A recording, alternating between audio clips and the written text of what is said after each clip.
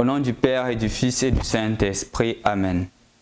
Évangile de Jésus-Christ selon Saint Jean, chapitre 5, des versets 17 à 30. Après avoir guéri un paralysé un jour de sabbat, Jésus déclara aux Juifs: « Mon Père jusqu'à maintenant est toujours à l'œuvre, et moi aussi je suis à l'œuvre. » C'est pourquoi de plus en plus les Juifs cherchaient à le faire mourir, car non seulement il violait le repos du sabbat, mais encore il disait que Dieu était son propre Père, et il se faisait ainsi l'égal de Dieu. Jésus reprit donc la parole. Il leur déclarait: « Amen, amen, je vous le dis, le Fils ne peut rien faire de lui-même. Il fait seulement ce qu'il voit faire par son Père. Ce que fait celui-ci, le Fils le fait pareillement, car le Père aime le Fils et lui montre tout ce qu'il fait. Il lui montrera des œuvres encore plus grandes, si bien que vous serez dans l'étonnement. Comme le Père en effet relève les morts et leur donne la vie, le Fils lui aussi donne la vie à qui il veut. Car le Père ne juge personne. Il a donné au Fils tout pouvoir pour juger, afin que tous honorent le Fils comme il honore le Père. Celui qui ne rend pas honneur au Fils ne rend pas non plus honneur au Père qui l'a envoyé. Amen, amen, je vous le dis, celui qui écoute ma parole et croit au Père qui m'a envoyé, celui-là obtient la vie éternelle et il échappe au jugement, car il est déjà passé de la mort à la vie. Amen, amen, je vous le dis, l'heure vient, et c'est maintenant où les morts vont entendre la voix du Fils de Dieu, et ceux qui l'auront entendu vivront. Comme le Père a la vie en lui-même, ainsi a-t-il donné au Fils d'avoir la vie en lui-même.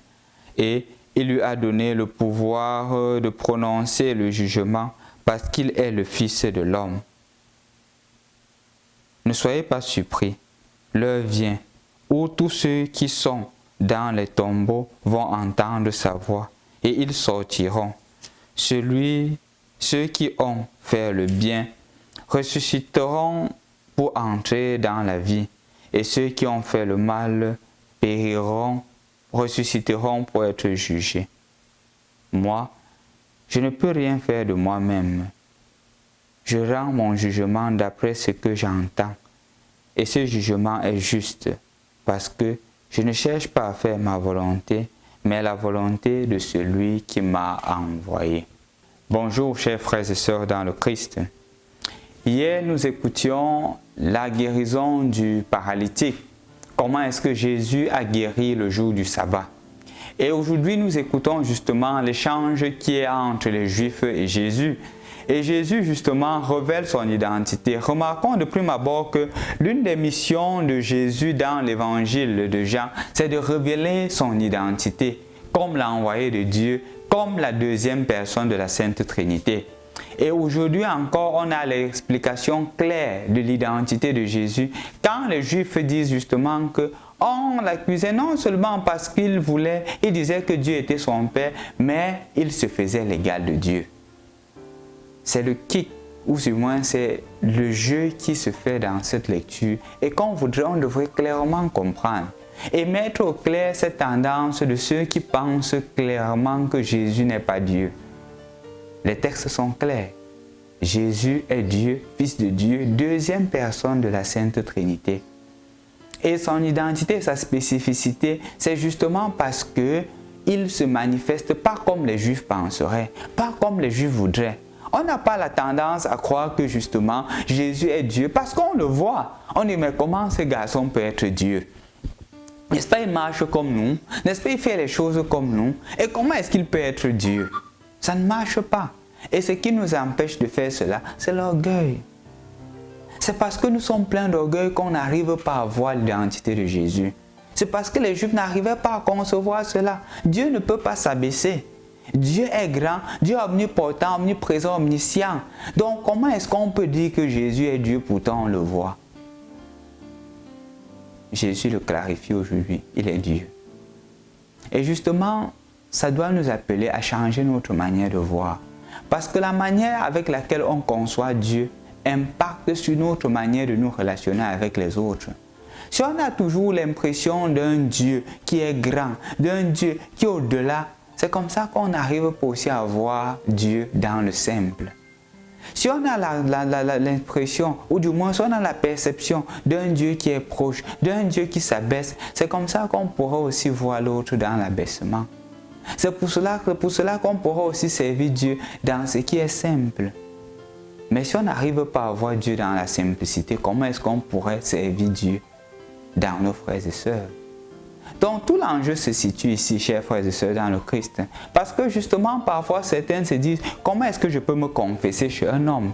Il est un homme comme moi. Comment est-ce que je peux aller me confesser chez lui? En effet, quand on le dit, on entre dans la même logique de l'évangile d'aujourd'hui. Comment est-ce que je pourrais le considérer comme Dieu? Pourtant, je le vois. Pourtant, il est un homme comme moi, en apparence. Chers frères et sœurs dans le Christ, au-delà de tout, chacun d'entre nous est invité à approfondir sa perception de Dieu. Dieu est devenu homme.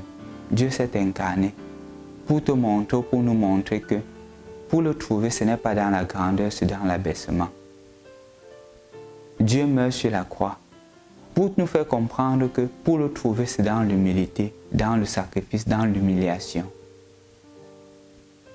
Dieu a ressuscité pour te faire comprendre que l'abaissement, l'humilité, l'humiliation conduit à ce qui est plus grand. Et donc, mon frère, ma soeur, aujourd'hui, tu es invité à faire plusieurs choses. La première, c'est de ne pas minimiser le pauvre qui est devant ta porte, parce que Dieu se révèle dans le pauvre, dans ce qui est simple, dans ce qui est rejeté. Dieu se révèle dans celui qui vient chaque jour te demander pardon. Dieu se révèle dans celui-là qui t'humilie malgré tout ce que tu es en train de faire pour lui. Et tu es appelé à le découvrir dans cela. Aujourd'hui encore, Dieu se révèle dans le prêtre chez qui tu veux te confesser, ou dans le prêtre chez qui tu dis c'est un homme comme moi. Non, il est en apparence un homme comme toi, mais c'est un ipse Christi. De par son ordination, il est le Christ lui-même. Et quand il t'absout, c'est le Christ lui-même qui t'absout. Va au-delà de ta perception humaine, entre dans la perception divine. Et là, tu verras les choses différemment. Et là, tu comprendras clairement la première lecture où justement Dieu dit, est-ce qu'une mère peut abandonner son enfant? Une mère ne peut pas le faire. Et même si une mère le fait, moi je ne le ferai pas. Que tous les moyens qui sont mis en œuvre aujourd'hui, le pauvre qui frappe à ta porte, le prêtre qui est là à ton écoute, les personnes qui sont là pour t'écouter, sont là parce que le Seigneur les envoie. Et de par leur maigre voix, il voudrait que tu te convertisses, il voudrait que tu reprennes le bon chemin et que tu sois saint comme lui est saint. Au nom du Père et du Fils et du Saint-Esprit. Amen.